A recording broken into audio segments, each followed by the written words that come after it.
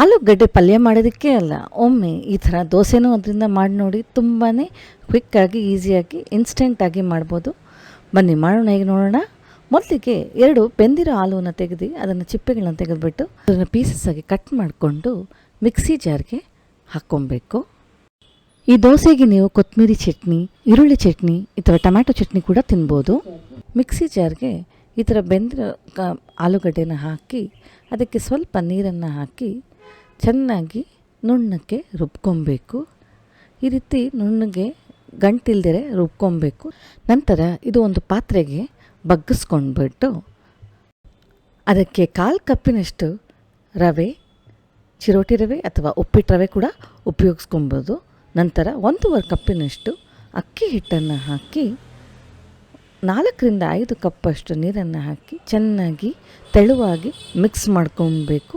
ನಾವು ರವೆ ದೋಸೆ ಹಾಕುವ ಕನ್ಸಿಸ್ಟೆನ್ಸಿಗೆ ಮಿಕ್ಸ್ ಮಾಡ್ಕೊಬೇಕು. ಗಂಟಿಲ್ದಿರೆ ಚೆನ್ನಾಗಿ ಅದನ್ನು ಈ ರೀತಿ ಮಿಕ್ಸ್ ಮಾಡಿಕೊಂಡು ನಂತರ ಅದಕ್ಕೆ 1 ಚಮಚ ಜೀರಿಗೆ, ಕರ್ಬೇವಿನ ಸೊಪ್ಪು, 3 ಟೇಬಲ್ ಸ್ಪೂನಷ್ಟು ಸಣ್ಣಕ್ಕೆ ಕಟ್ ಮಾಡಿಕೊಂಡಿರುವಂಥದ್ದು, 1 ಸಣ್ಣಕ್ಕೆ ಹೆಚ್ಚಿರುವಂತಹ ಈರುಳ್ಳಿ, ಕೊತ್ತಂಬರಿ ಸೊಪ್ಪು 1/4 ಕಪ್ಪು, ಹಸಿಮೆಣಸಿನ್ಕಾಯಿ 4ರಿಂದ 5, ನಿಮಗೆ ಖಾರ ಎಷ್ಟು ಬೇಕೋ ಅಷ್ಟು ಹಾಕ್ಕೊಬೋದು, ರುಚಿಗೆ ತಕ್ಕಷ್ಟು ಉಪ್ಪು. ನಂತರ ಇದನ್ನೆಲ್ಲ ಚೆನ್ನಾಗಿ ಮಿಕ್ಸ್ ಮಾಡಿ ಒಂದು 10 ನಿಮಿಷ ಇದನ್ನು ಅದಕ್ಕೆ ರೆಸ್ಟ್ ಆಗೋದಕ್ಕೆ ಬಿಡಬೇಕು. ಯಾಕಂದರೆ ನಾವು ರವೆ ಹಾಕಿದ್ದೀವಿ. ರವೆ ಹಾಕಿರೋದ್ರಿಂದ ಒಂದು 10 ನಿಮಿಷ ರೆಸ್ಟ್ ಆಗೋಗ್ಬಿಟ್ರೆ ದೋಸೆ ಚೆನ್ನಾಗಿ ಗರಿಗರಿಯಾಗಿ ಬರುತ್ತೆ. ದೋಸೆಗೆ ಕ್ವಿಕ್ಕಾಗಿ ಒಂದು ಕೊತ್ತಂಬರಿ ಚಟ್ನಿಯನ್ನು ಮಾಡ್ಕೊಳ್ಳೋಣ. ತುಂಬಾ ಕ್ವಿಕ್ಕಾಗಿ ಈ ಚಟ್ನಿಯನ್ನು ಮಾಡ್ಕೊಬೋದು. ಅದು ರೆಸ್ಟ್ ಆಗೋ ಅಷ್ಟರಲ್ಲಿ ನಾವು ಈ ಚಟ್ನಿನ ಮಾಡ್ಕೊಬೋದು. ಮೊದಲು ಒಂದು ಮಿಕ್ಸಿ ಜಾರ್ಗೆ 3 ಟೇಬಲ್ ಸ್ಪೂನಷ್ಟು ಹಸಿ ಕಾಯಿ ತುರಿಯನ್ನು ಕಟ್ ಮಾಡಿಕೊಂಡು ಅದಕ್ಕೆ 1 ಕಪ್ಪಿನಷ್ಟು ಕೊತ್ತಂಬರಿ ಸೊಪ್ಪನ್ನು ಹಾಕ್ಕೊಂಡು, ಹಸಿಮೆಣಸಿನ್ಕಾಯಿ 1-2, ಉಪ್ಪು ರುಚಿಗೆ ತಕ್ಕಷ್ಟು, ಹುರುಗಡಲೆ 1 ಟೇಬಲ್ ಸ್ಪೂನಷ್ಟು, ಹುಣಸೆಹಣ್ಣು ನಿಂಬೆಹಣ್ಣಿನ ಗಾತ್ರದಷ್ಟು ಹಾಕಿ ಸ್ವಲ್ಪ ನೀರು ಹಾಕಿ ಇದನ್ನು ನುಣ್ಣಕ್ಕೆ ರುಬ್ಕೊಳ್ಬೇಕು.